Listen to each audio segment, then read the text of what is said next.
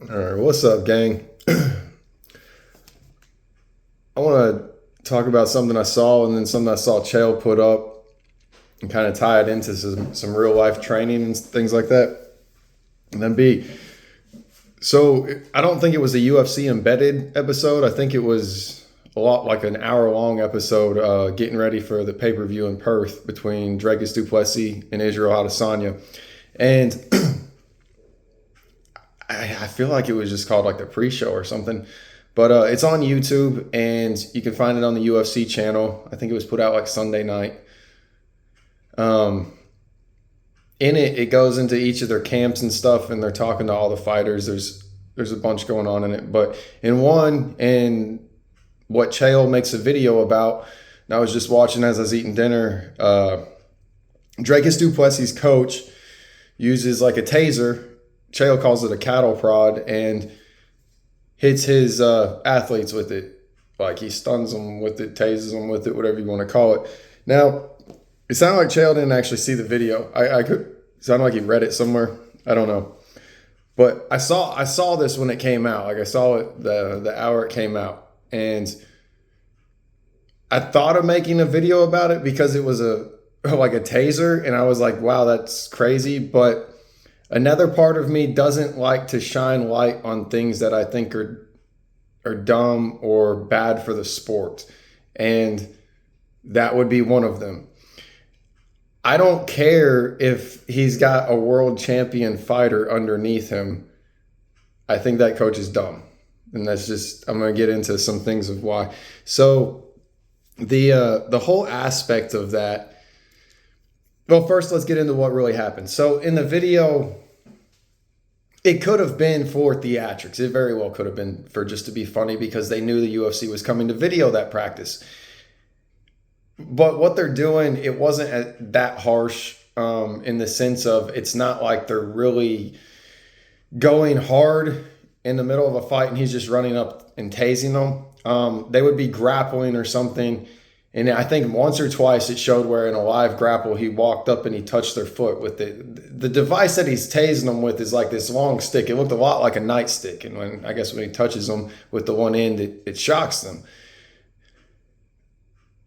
The rest of the times that he did it, they were like in a line and they were voluntarily laying down and almost asking to feel it. So that's part of why I kind of feel like it could be theatrics. But let's say it's not. Let's say he does that to motivate people. I put that in the same category as I put stuff in, like maybe you've seen on YouTube, or if you train, hopefully you didn't have to go through this, but you've probably seen or heard about something like this. Say someone in a jiu-jitsu camp, you'll see this a lot more in MMA stuff, but say someone in a jiu-jitsu camp gets their belt rank up, like they go from white to blue or blue to purple, brown, whatever you want to do. Something that's very common is like the rest of the gym will line up and that single person will have to walk down the line with people on each side and then walk back to the start. Whether it's being slapped on the back, slapped on the belly, whipped with the belt, some sort of physical torment and pain as they're going through it. And you can always see several of the people biting down, really trying to cause intentional pain. And the whole room acts like it's funny. If you look at some that continue to go a little deeper into it, you can see footage of afterwards, how they have welts and stuff like that. I don't think it's funny. I think it's absolutely stupid. I think it's detrimental to the sport. I think it keeps people from coming to your camp, and there is no benefit. So if you were wanting to be a better fighter, that time you spent, let me say this, like if you're a coach that's allowing that, if you were wanting to have the best fighting gym, all that time you spent doing that, explain one thing that makes them better from that. Nothing did. You would have been better off having everyone drop and do push-ups for that 60 seconds instead of tormenting someone. Like, that's absolutely fucking stupid. Let's get into some more details of why that's fucking stupid. Let's go back to this cattle prod taser thing, since that's going to be what people have footage of and probably going to be popular in the next couple of days. If you're an athlete and you're training in MMA and your coach is doing something like that, To properly learn, or at least for myself and from my experience in learning and teaching, I have to actually be able to process my thoughts clearly. So I have to be able to recognize, say it's a grappling situation and I'm trying to learn something, and like it seemed like in the situations in the video, someone was on the bottom and he wanted them to get up. And so we're going to say it's like that. Say I'm on the bottom and I'm wanting to get up. The first thing, looking back at like learning this, I had to start recognizing what position I was in on the bottom. And am I in guard? Am I in half guard? Am I in side control? Is it full mount? You get all that. In the chaos of going full speed, it can really be tricky as you're learning. It's absolutely tricky as you're learning when you've only been doing this for so long and you don't know what's going on, because you've got everything memorized like from an instructional book standpoint. So it's like when I'm in guard, I'm going to bring my feet in and push off on the hips. I'm going to do this. I'm going to do that. If I'm in side control, I'm going to turn into them. If I'm in mount, I'm going to secure one arm and like push to the side. To know which move to do, I'd have to recognize which position I'm in first.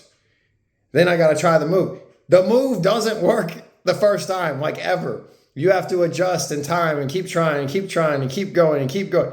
And to be able to do all this, you have to be actively thinking, and you have to be actively wanting to do the act of, in this scenario, we're saying like get up or escape from being on bottom.